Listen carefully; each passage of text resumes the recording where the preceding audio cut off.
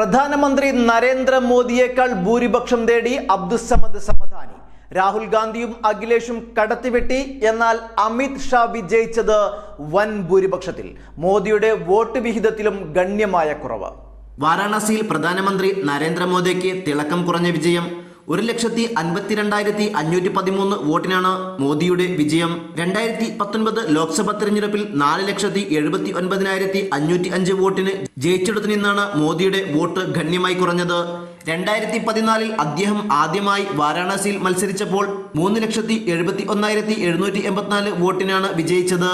മോദിയുടെ വോട്ട് വിഹിതവും ഗണ്യമായി കുറഞ്ഞു. 2019 63-62% വോട്ട് ലഭിച്ചെങ്കിൽ ഇത്തവണ ഇത് 54-24 കുറഞ്ഞു. 9-38% വിജയം. കോൺഗ്രസിന്റെ അജയ് റായ് വൻ പോരാട്ടമാണ് നടത്തിയത്. 6,12,970 വോട്ട് മോദി നേടിയപ്പോൾ അജയ് റായ് 4,60,457 വോട്ട് പിടിച്ചു. അതേസമയം കോൺഗ്രസ് നേതാവ് രാഹുൽ ഗാന്ധി മത്സരിച്ച 2 മണ്ഡലങ്ങളിലും നരേന്ദ്രമോദിയേക്കാൾ കൂടുതൽ വോട്ട് നേടിയാണ് വിജയിച്ചത്. വയനാട് മണ്ഡലത്തിൽ 3,64,422 വോട്ടിന്റെ ഭൂരിപക്ഷത്തിലാണ് രാഹുൽ ഗാന്ധി വിജയിച്ചത്.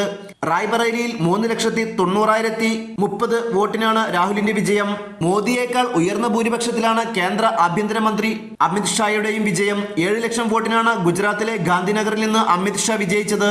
സമാജ്വാദ് പാർട്ടി നേതാവ് അഖിലേഷ് യാദവിനും മോദിയേക്കാൾ കൂടുതൽ ഭൂരിപക്ഷമുണ്ട്. 1.7 ലക്ഷത്തിന് മുകളിലാണ് അഖിലേഷിന്റെ ഭൂരിപക്ഷം. 2 ലക്ഷത്തിന് മുകളിലാണ് അഖിലേഷ് യാദവിന്റെയും ഭാര്യയും SP നേതാവുമായ ഡിംപിൾ യാദവിന്റെ വിജയം. 3 ലക്ഷം വോട്ടിന് മുകളിൽ വോട്ട് നേടിയാണ് തൂത്തുക്കുടിയിൽ DMK നേതാവ് കനിമൊഴിയുടെ വിജയം. 2 ലക്ഷത്തിന് മുകളിലാണ് കേരളത്തിലെ പൊന്നാനിയിൽ മുസ്ലിം ലീഗ് നേതാവ് അബ്ദുസ്സമദ് സമദാനി ജയിച്ചത്. ഒരു ഘട്ടത്തിൽ നരേന്ദ്രമോദി കോൺഗ്രസ് സ്ഥാനാർത്ഥി അജയ് റായിയോട് 6,000 വോട്ടിന് പിന്നിലാവുകയും ചെയ്തു. SP-യും കോൺഗ്രസും ഒരുമിച്ച് നിന്നതും അഖിലേഷ് യാദവ് അടക്കം ശക്തമായ പ്രചാരണം നടത്തിയതും മോദിയുടെ ഭൂരിപക്ഷം കുറയ്ക്കാൻ കാരണമായതായി വിലയിരുത്തുന്നു.